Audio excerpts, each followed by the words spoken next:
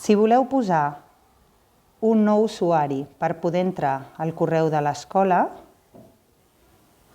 heu de buscar els ajustos del vostre telèfon mòbil. Dintre dels ajustaments heu de buscar els comptes per poder afegir un compte de Google. Anem a comptes i hem d'afegir un compte. El compte que volem afegir és de Google, perquè el de la nostra escola, el compte és de Google, encara que no ho posi a l'adreça. Se'ns està demanant una informació i aleshores heu d'afegir el compte del vostre fill de l'escola. Nosaltres hem fet un de prova, alumne prova, escola, Jacint Verdaguer.net, sense cap espai entremig, d'acord?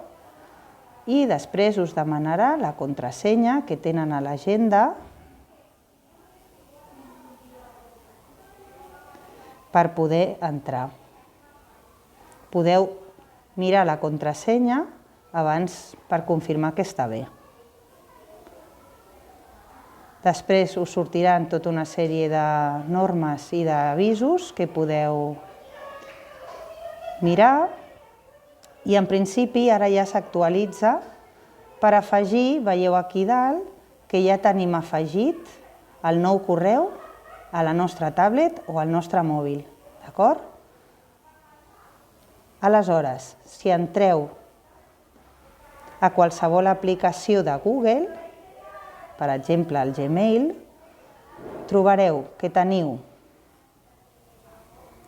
aquí els dos comptes, el que ja teníem abans i el que hem afegit ara. Li demano que sincronitzi, en aquest cas no em sortirà cap mail perquè no en tinc, els vostres fills pot ser que tinguin algun de l'escola. I també veureu que tenen el Drive, perquè a l'escola també el fem servir, i també el Classroom, que el Classroom, aquí tenim el Drive i aquí podem canviar a l'alumne prova. I també és el Drive, que ara mateix tampoc no té cap element perquè l'acabem de crear. D'acord? Si voleu baixar-vos el Classroom, heu d'anar al Play Store i buscar el Classroom, l'aplicació del Google Classroom, la instal·leu per poder treballar amb aquest correu de l'escola. D'acord? Per tant, repetim, heu d'anar als ajustaments. Dintre dels ajustaments heu de buscar els comptes o cuentes i heu d'anar a comptes i afegir un compte nou. I aleshores ja el tindreu instal·lat sempre a la vostra tablet o al vostre mòbil.